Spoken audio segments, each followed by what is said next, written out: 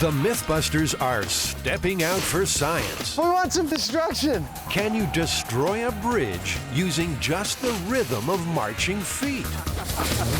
Smile with confidence. We're using the ones that were on the top of the toilet. But is there more in those bristles than meets the eye? Sit down more. And ski boat or rowboat? Jamie and Adam test the myth of human horsepower. Who are the Mythbusters? Am I missing an eyebrow? Adam Savage. I always enjoyed seeing Adam in pain. Oh! And Jamie Hyneman. Jamie wants a big boom. Between them, more than 30 years special effects experience. Feel kind of sexy. They don't just tell the myths, they put them to the test.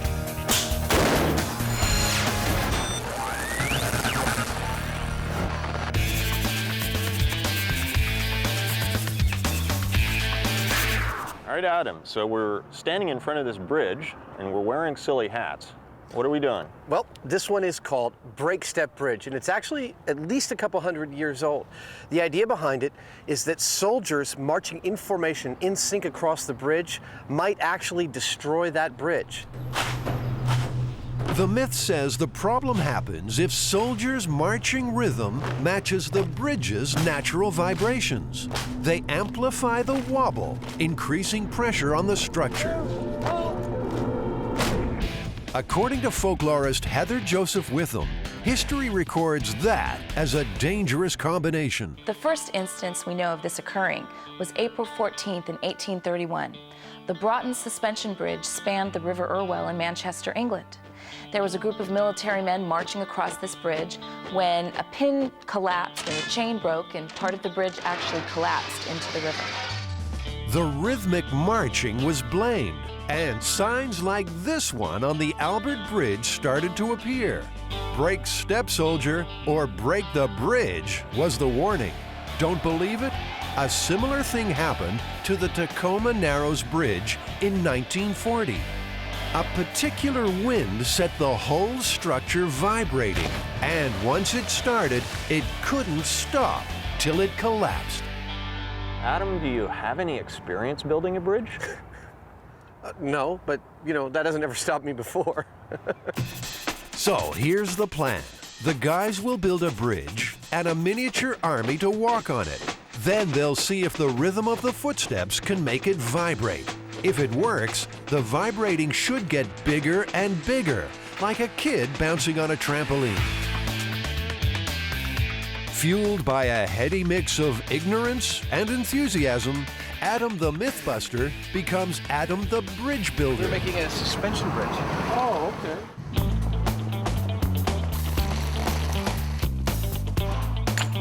Never one to think small. Adam's first ever bridge will be 60 feet long and 6 feet high, a mini Golden Gate. Essentially, he's making long, flat, strong boxes. He'll need 6 exactly the same to join end to end to make the roadbed. And I've only got to make 12 of these, you know, in like a day. I've done more work in less time. He's also been known to do less work in more time, but today he's making progress. That's pretty good. Take the extra time on the front, save it on the back. Life is good. Do you remember the guy in the beret and the mustache on that? Well, that's me. Yeah.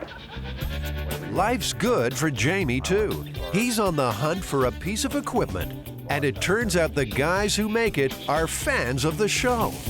Better still, they send a whole box full in no time. Wow. Jamie has a new toy. This is a brand spanking new Kinetrol actuator. These would normally open and close a valve on, maybe in some industrial process.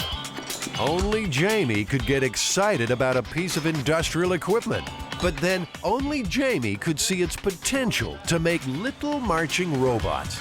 Put a crossbar on here with a shoe on the end of each crossbar, and so as this thing swings back and forth like this, the shoes will go up and down, and this thing will go up and down, and that's our walking mechanism.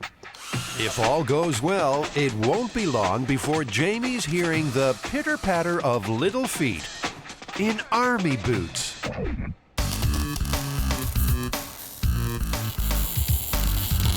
There's a lot of unknowns here.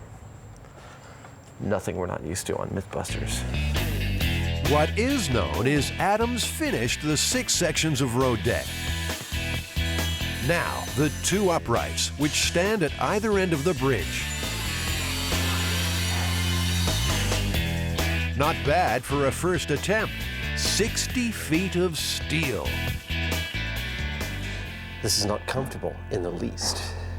Good job, by the way. This is a nice piece of work. This is like one of those Marine Corps obstacle courses, right? It's like, how fast can you? But I could do it faster than that. I don't think Not so. much faster. Many people feel it's a bad idea to train around jagged steel edges. But all Adam is concerned about is making this thing twang like the world's longest guitar string. The goal is to get this bridge to tune it to about 3 hertz, which is about 3 beats per second, which is about a soldier's marching cadence. And then once we get that, we put our frequency oscillator on it, basically a big weight that hits the bridge at the right moment, boom, boom, boom, and we'll start to watch the bridge go, you know, wiggy every time we hit it. Should be pretty cool. Damn it. Sorry. I'm sorry. No. I'm really sorry. No, you cut. Yeah, I'm cut. It's easy to forget this is risky work. One slip and bloodshed's not far behind. It just went through the outer layer. Only a flesh wound, he says. Adam showing a bit of British stiff upper lip. Of course, not everything the Brits do is so rigid. In June of 2000, the new Millennium Pedestrian Bridge across the Thames in London got off to a very shaky start. It seems to be swaying. Not that bad, is it? Well, it feels bad to me. It feels weird. The bridge had to be closed for fear it would collapse. Turns out it had a slight sideways wobble, and crowds subconsciously swayed with that, making it worse. It eventually reopened after modifications.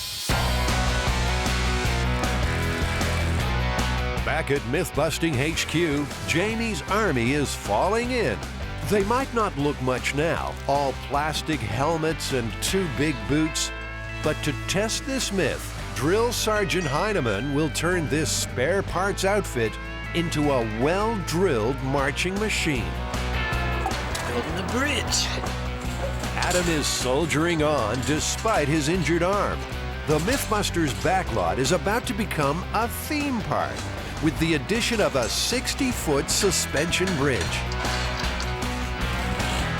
2 main cables span the length of the bridge. Lighter lines run down to the road deck. The whole thing tensioned tight as a drum. We may just be able to walk on this puppy. Drum roll, please. Adam is a happy camper. It seemed a bridge too far, but it wasn't. I have to say this is one of the more satisfying things I've ever built. Now, in true Mythbusters fashion, the only thing left to do is see if it can be shaken to pieces by Jamie's soldiers. But first, there's some other busting to do. It's the unspeakable myth. The one you just can't flush away. There's poo everywhere. Is there more than toothpaste on that brush? There's actually a bunch of myths around and surrounding bathrooms and cleanliness and ideas of what the clean parts of our house are.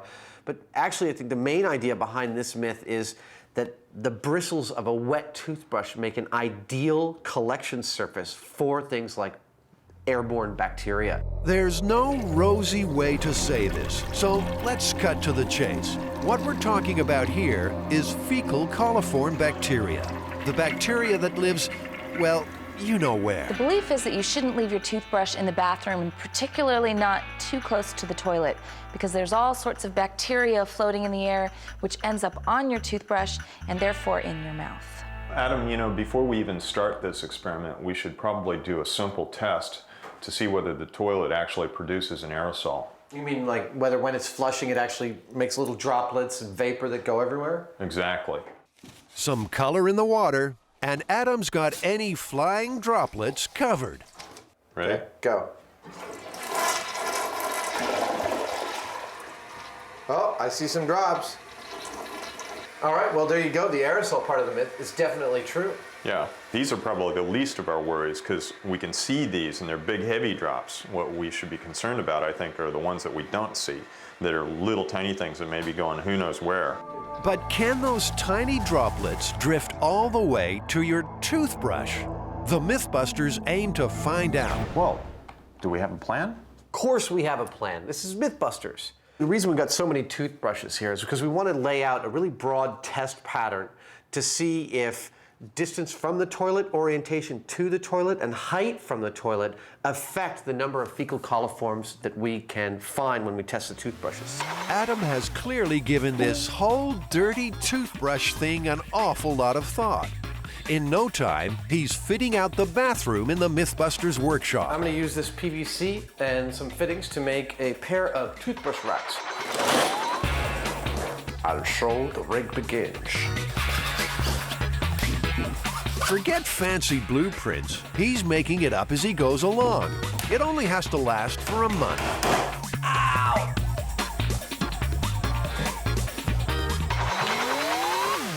It's not pretty, but it'll do. What the hell have you done in my bathroom? We are going to set up 24 toothbrushes in this, and every morning we'll have a protocol. And we will each be responsible to take each toothbrush, wash it in distilled water so we don't cross-contaminate, and put the wet toothbrush back. Then there will also be 2 controlled toothbrushes on top of the toilet that we will brush our teeth with, and at the end of a month we will check and do fecal coliform tests on the toothbrushes and see which ones have gathered the most. Next up, the brushes. The guys will wash their hands with antibacterial soap every time before they touch them to prevent possible contamination. And importantly for the experiment, this bathroom will stay open for business. A chart will keep track of exactly how much business is getting done. What do you think 1, 2, and 3 would be? 1 would be, Urine, 2 would be, fecal matter. and 3? I don't know, what's number 3? Let's say perhaps an aerated approach to dispersing fecal matter. For a breath of fresh air, 2 more brushes will be kept in the office, away from the bathroom. Jamie, these are our external controls. Uncontaminated toothbrushes outside of all the experimental conditions. We'll rub these with a little toothpaste and rinse them with the water as well. If fecal coliform bacteria are found out here, there'll be embarrassed looks all round.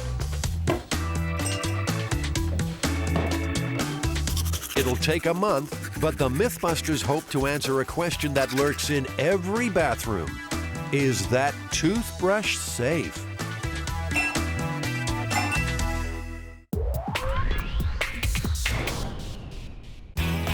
Heard the one about the rowboat and the water skier? Sit down more. I'm straight. Stanford University has. If they pull this off, they'll become myth-busting immortals. This is Apollo 13, baby. In Houston, we don't have a problem. Big guy, what is the one we're doing today? We have a new sport. It's called row skiing. Row skiing. Yeah, you water ski behind a rowboat. So what, are we gonna get out a little dinghy rowboat? I'm gonna start paddling as fast as I can while you try and get up on water skis? Actually, it's skiing behind a rowing 8. Now that's an 8-person rowing shell. The question is, can we get up on a plane with water skis behind a boat like that? So we're gonna ask 8 strapping young lads in the prime of life to yank our sorry asses out of the water? That's the gist of it. Skiing behind a rowboat? Who ever heard of such a thing? Folklorist Heather Joseph Witham says this myth was made up by rowers for rowers.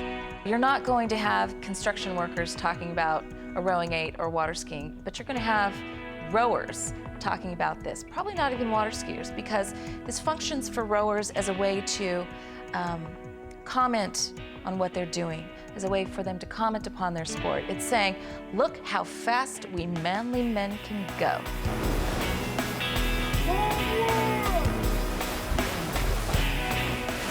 The fast, manly men at the Stanford University's varsity rowing team have confidently agreed to put their egos on the line to test this one. Picking up the water. These boats are $30,000 worth of carbon fiber rocket ship. Over. That's up.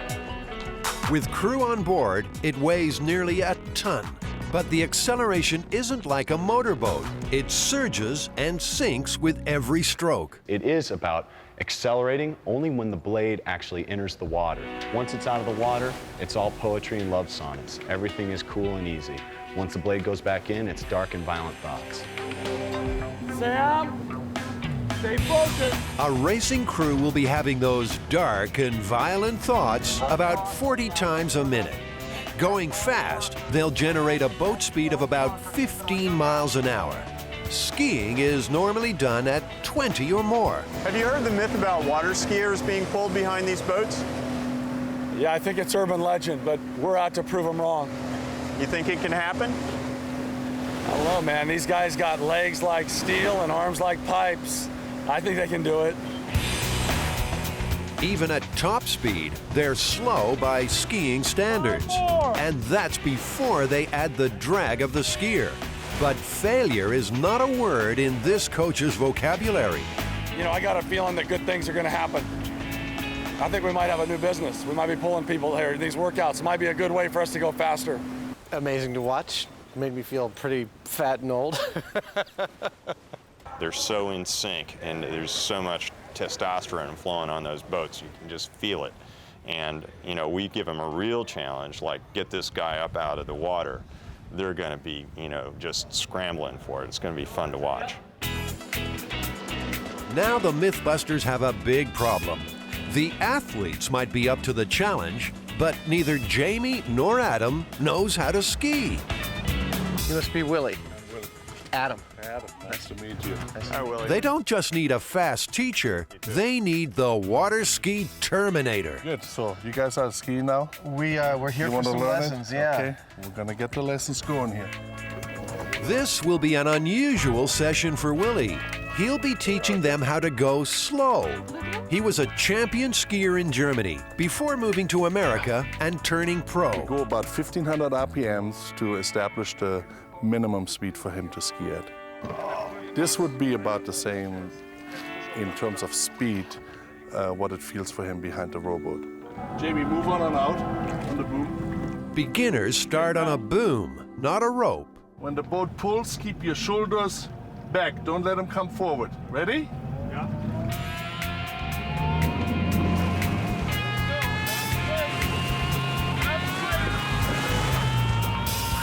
This is why I wanted Jamie to go first. Made the mistake in bending his arms. He got to keep his arms straight consistently. Arms straight. Keep them straight. Slowly stand up. Okay. Get your shoulders up, Jamie. Stand tall. Get your shoulders up. There you go. Jamie's a fast learner, but he's going more than 20 miles an hour. The water feels solid. I'm going to slow you down to the speed behind the rolling boat. 15 miles per hour. When Willie drops the speed, staying upright gets harder. Jamie, slowly sit down. Get in the squat. Sit down. Sit down. More. Sit down more. Arms straight. Okay. Slowly stand up. Yeah. Get your shoulders up, Jamie. There you go. Very nice. Perhaps it's just fear of upsetting Willie, but Jamie is skiing like a natural. Turns out he's just as good on the rope.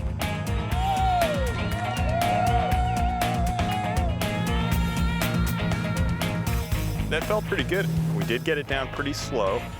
I think we just nudged 10 miles an hour, which is, my guess is probably the minimum that we can really reasonably expect to stay up on the surface of the water. The slower you go, the harder it is. Now it's Adam's turn. never had a pair of big old paddles strapped to my feet before. We'll see how much of a fool I make of myself. Hopefully a lot. In fact, he does just fine. He's on the rope in a jiffy.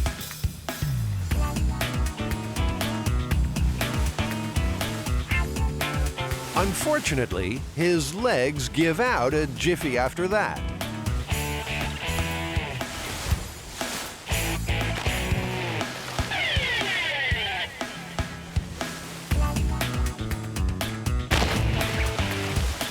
I think Adam is one tired cookie. Even with the falls, Jamie and Adam have Willie's seal of approval.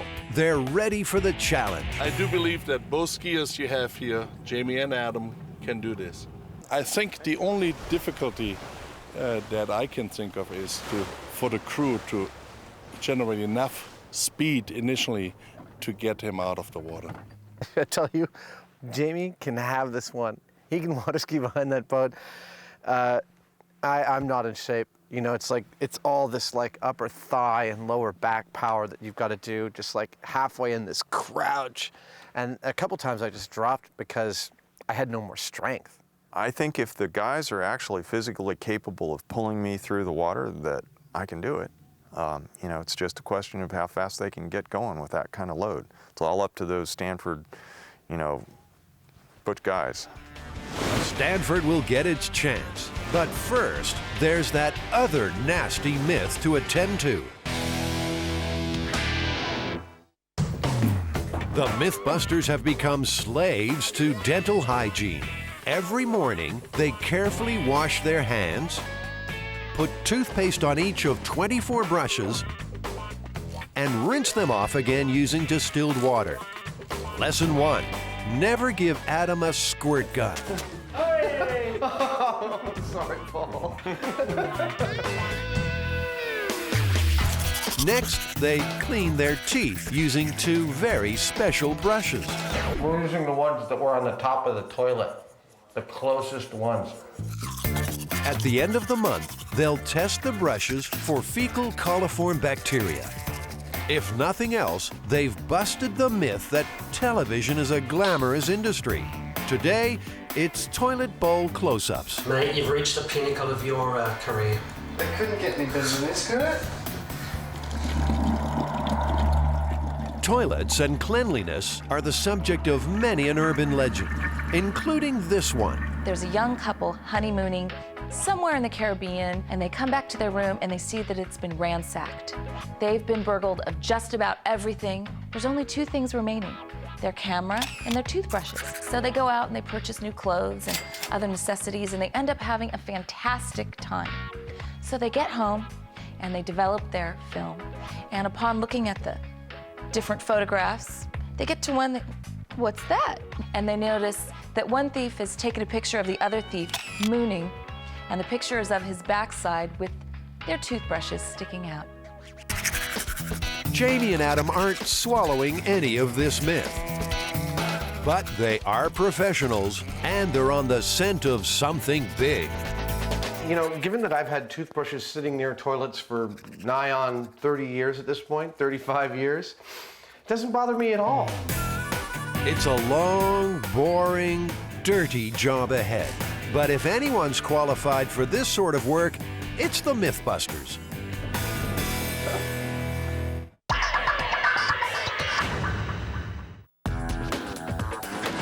Jamie Hyneman has one of the world's most unusual day jobs. Nike wanted us to take a shoe and turn it into a motorcycle, a radio-controlled motorcycle that looked like something that somebody would actually build. And it was to illustrate how fast the shoe is, because it's an athletic shoe. His company makes special effects props for ads and movies. We had to start off with pre-existing motorcycles and check them out and learn how they were put together. And then we modified that kind of thing and ended up actually pretty much building from scratch an entire motorcycle mechanism to fit within the shoe. They wanted us to run it on AstroTurf. We this thing even having even a small pebble is like running over a speed bump.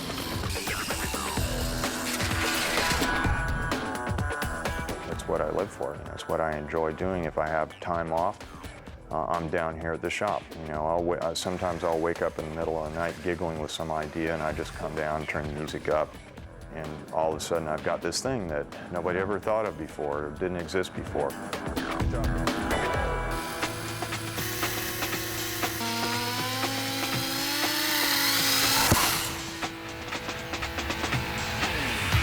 Now the guys are using the same ingenuity when it comes to testing the break step bridge. But seeing as no one would let them wreck a real bridge, Adam has built one himself. And Jamie's built, well, he's built these things. Not just one, but 12 little dudes. Custom-made stompers, whose mission is to shake this bridge to death. It's certainly got the neighbors talking. So Ed, have you heard the story about the break step bridge? Yes, I have. What have you heard?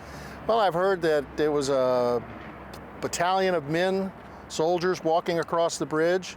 The bridge was supposed to have wobbled and tumbled. That's what we're going to try and replicate here. It's great.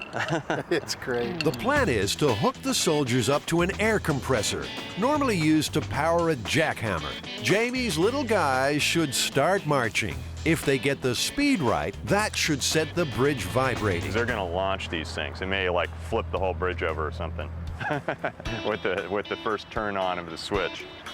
There's no way these are going to flip my bridge. Not even close. This was built to last. Okay, let down. Maybe it's not indestructible after all. All right, cool. At least we're finding all the weak points. All right. A few repairs, and the bridge is over its troubled waters. And now they're ready to wreck it. I say we go for it. Okay. You're the bridge builder.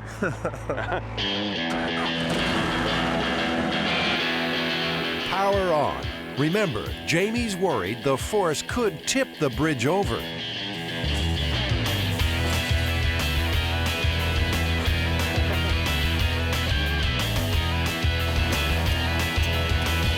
Jamie's made a doo-wop group, not a battalion of soldiers.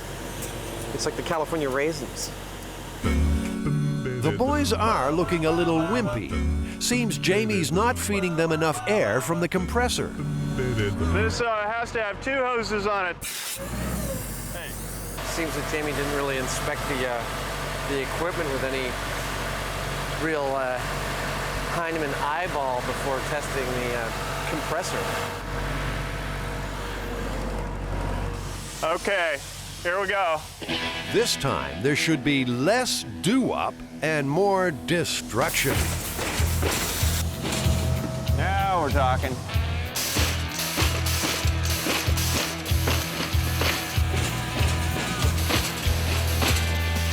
They've got plenty of power now, but the soldiers aren't perfectly in time. They're not getting the single regular vibration through the bridge called for in the myth. Instead, those boots are just smashing Adam's road deck to pieces.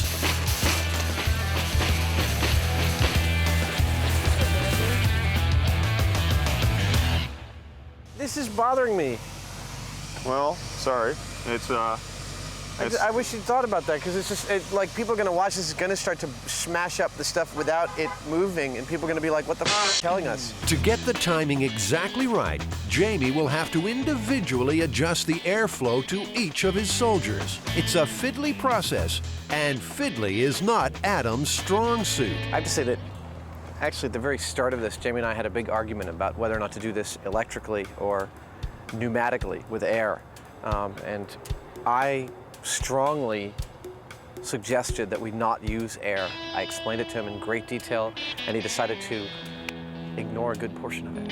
I'm pleased that the actuators are definitely doing what we needed. They were the right choice for this job, and they'll certainly go as fast or as slow as we need to get them to go. I think the biggest problem is not my little soldiers, it's the bridge. There's blame in the air. But it's not always easy to destroy a bridge.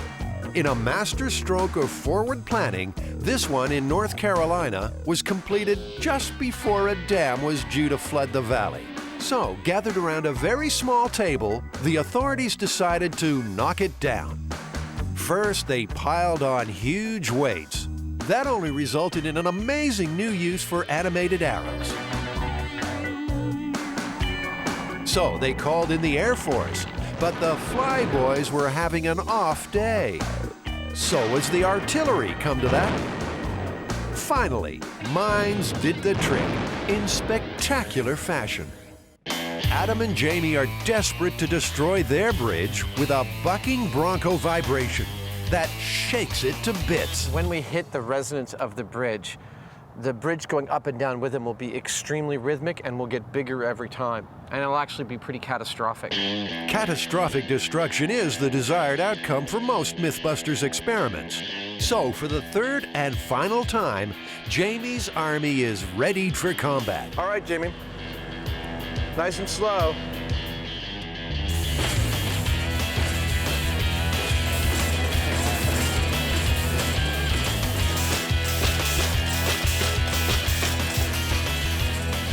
The troop is marching its metal heart out, but it can't match the frequency of the bridge. There's no wave of vibration rolling through the roadbed. Something's got to give.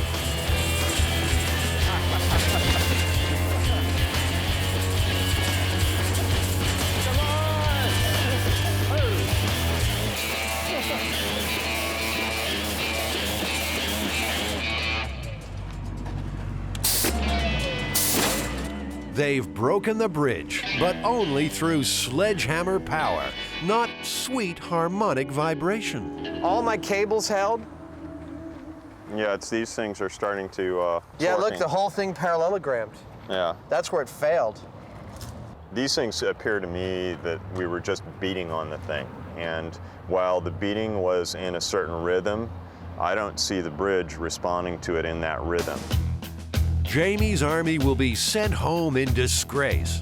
But like the two last soldiers left out in the jungle, the Mythbusters refuse to accept defeat. Jamie is already planning another monster robot to attack the bridge. They might have lost the battle, but later in the show, they will resume the break-step bridge war. I think I could get this bridge back up and running in half a day. Well, looks like we're not quite done, but it was fun to see these guys pound away. They were kind of cute, weren't they? They were very cute. Cute for science.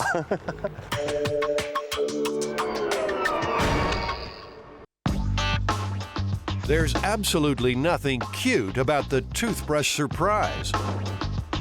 I'd like to point out the difference between my toothbrush and Jamie's toothbrush. Bring it up. Jamie's is neat and perfect. Mine is absolutely trashed. I don't know what that says. The only good news, this is the last day before the brushes will be tested. I get them wet, and then I foam the toothpaste on, and then I rinse them out. We could do a myth about how fast paint dries. For the last month, they've been testing the myth that microscopic fecal coliforms can waft from your toilet onto your toothbrush when you flush. A month is a long time for this kind of work. Watch every action-packed second as water and toothpaste meet in a fecal coliform farm of total destruction. To see if there really is something to worry about, the Mythbusters have called on expert microbiologist Dr. Joanne Engel. She's going to subject the Mythbusters bathroom to more scrutiny than is strictly desirable. So I'm taking the toothbrush and I'm spreading it on the auger here, so if there's a lot of bacteria on here, it'll grow.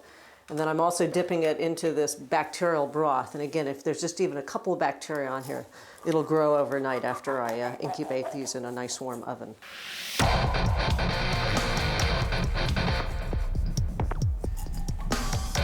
Every single toothbrush is sampled. These are the ones that we've actually been using to brush our teeth. It's been a very busy bathroom. But there's also the 2 controls kept out in the kitchen. This is the first time either of these toothbrushes has been in the bathroom. Okay. But they've been brushed with, Yes. right? They've undergone the same treatment. But I'm going to incubate them in a 37-degree oven overnight, and if there are bacteria on here, we should be able to see them. The whole gang is relieved to finally be getting out of that little bathroom. And soon, they'll know for sure if their toothbrushes hold an unwelcome surprise.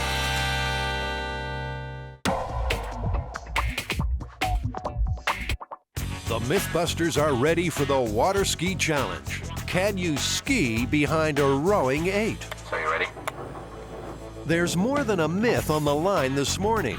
Stanford University has volunteered its best crew for the job. Their reputation is at stake, though Coach is playing it cool. With the expert crew that Mythbusters has provided, I believe that there's no way we can fail. First things first, these perfect, fragile rowing shells don't come standard with a ski rope. The Mythbusters have got to tie one on without tearing a hole in the boat. If we run a line of thin, like high-strength cord to each one of these outriggers times 8, that's more than enough distributed load across the whole boat, and you ought to be able to water ski all day behind it. All day, huh? It's only your thighs that are going to give out, buddy. By distributing the load over the 8 riggers, Adam will minimize the strain on the boat and the rowers. For the most part, these guys won't even be able to see this rig. It won't affect their rowing at all. $30,000 per boat. We don't want to put a nick in the darn thing. That's the ski rope taken care of. But that's the easy part. The bare minimum speed required to pull Jamie out of the water is 10 miles an hour. In a race, a crew can reach 15, but Jamie's drag is sure to slow them down. It would certainly help if I weighed a lot less than I do. I weigh about 180, 170, 180, and you know, if I weighed 100 pounds, and I'm sure it'd be easier on them, but that's why we came to Stanford. Another problem for Jamie is, unlike a speedboat, the power here won't be constant. It will surge with each stroke, pulling him off balance. Coach has a strategy. You're gonna have to just be the walk-on guy, you know what I'm saying? Yeah. And just withstand the herky-jerky, it's gonna whip you. Yeah, I know, I've got to dampen it. Remember, for Jamie and Adam, this is just another myth. But for Stanford, it's a matter of honor. And just sit up. Don't think length. Think connection of hips and straight arm cable and draw. Let's have the boat just tug them a little bit. Suddenly, Jamie's being dragged into something bigger than he realized. It's too late for second thoughts. This is about sporting glory or national televised failure. And there are no excuses. Explanations did not get the man on the moon, and it will not get this Mythbuster out of the water. Okay? This is Apollo 13, baby. In Houston, we don't have a problem. Get ready. Attention. Go!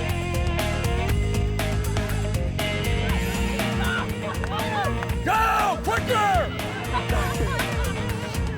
Wait up! Ho! Ho!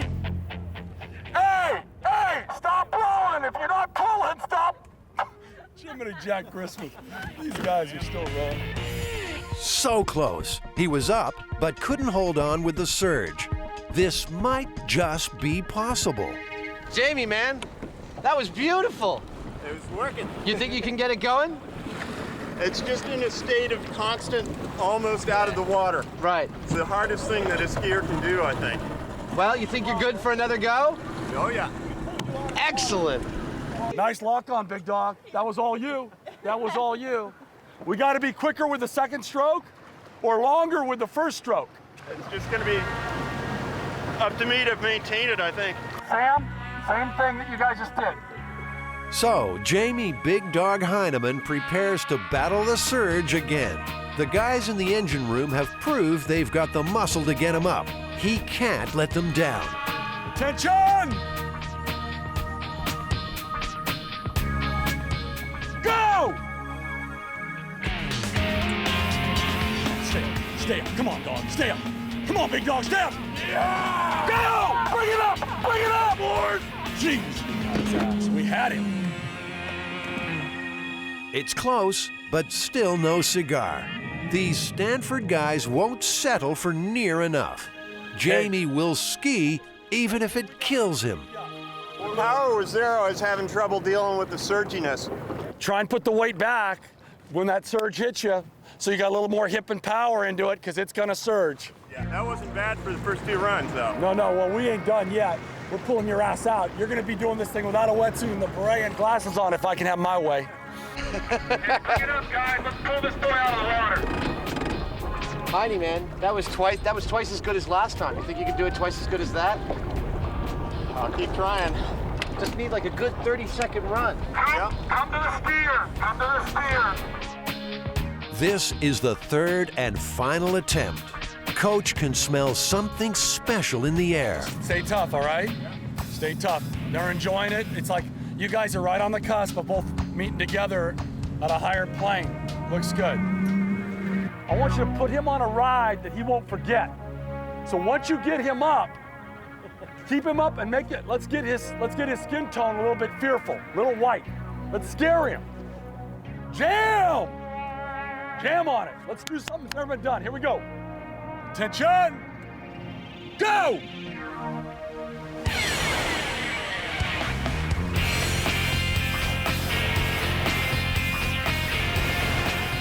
He's up and he's skiing. Nicely done, Jamie. Yeah! Keep it going, big dogs! Keep it going, big dogs! From that boat! From that boat! From that boat!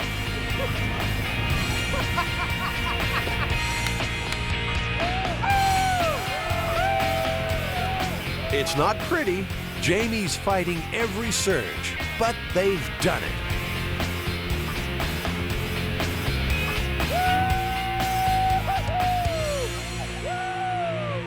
Nice job, big dog! Yeah, guys! Yeah! Nice job! Jamie's run lasted nearly 40 seconds.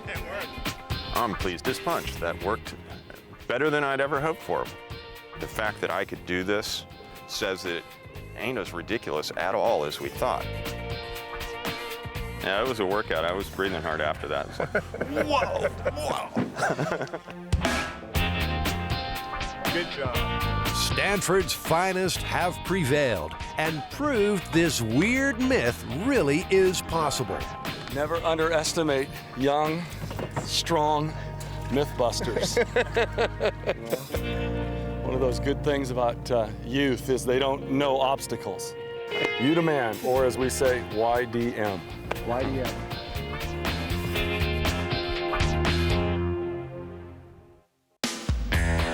Flush with success, the men now have to see the woman.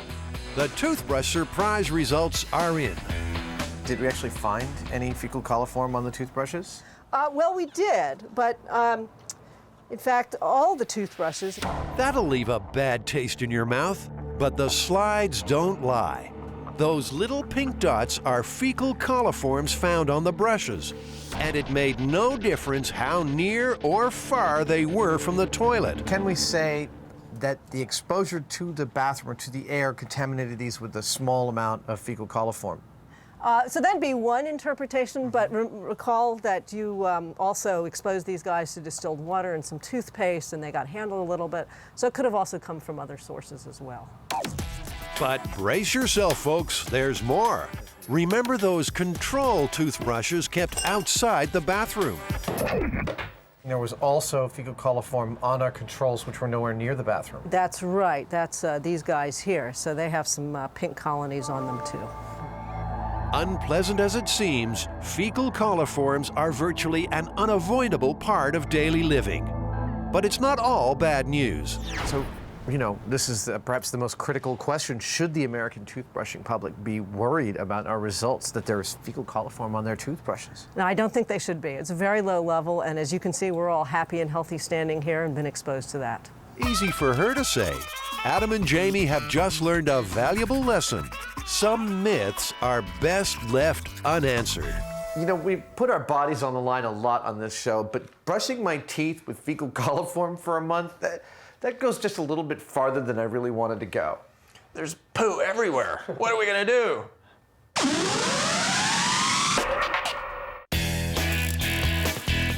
The Mythbusters are rebuilding the Break Step Bridge.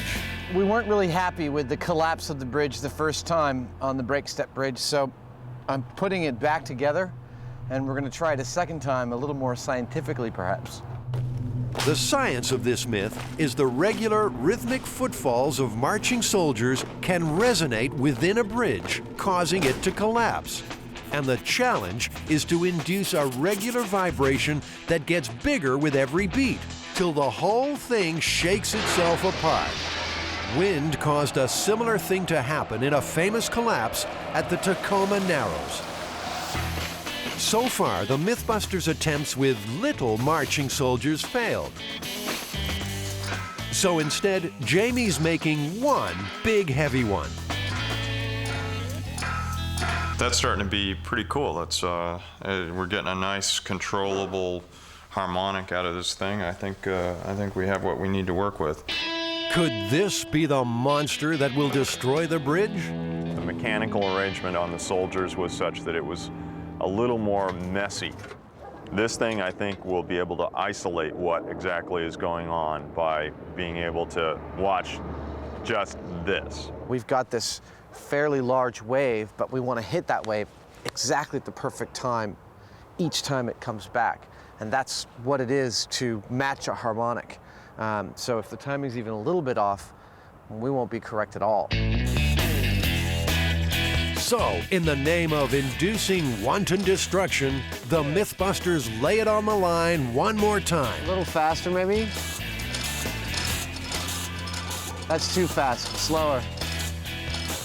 Yeah, you see how it got canceled out? We had something there for a second. Go back and... That's really close. Believe it or not, that tiny little wobble is more success than they got last time. But they can't seem to turn that ripple into a tsunami that will wreck the bridge. And we'll get a lot more reaction with more weight on it. All right, let's try it then. Ah, the old Mythbusters motto, when in doubt, add something heavy. Now bear in mind, Adam has bled for this bridge. It was big, complicated, and time-consuming. It's his pride and joy, and he really wants this to work. Let's go.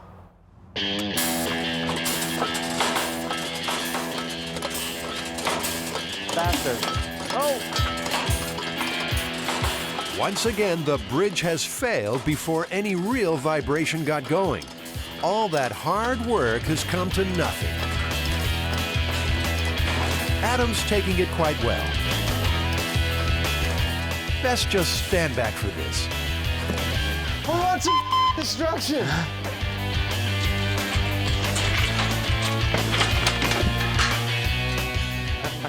Feel better now? I do feel better now. Good for you.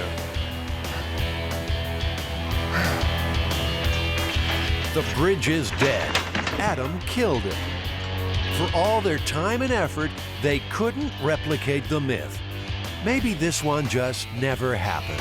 My thinking on this would be, given your average platoon of soldiers and your average large suspension bridge, there's no danger they pose to the bridge. I'd say the myth is totally busted. It would have to be that they were so close to the overloading weight of the bridge to begin with to create that kind of force that I think it is truly a myth. Excellent. Let's pack this puppy up. I'm tired of busting myths today. Okay.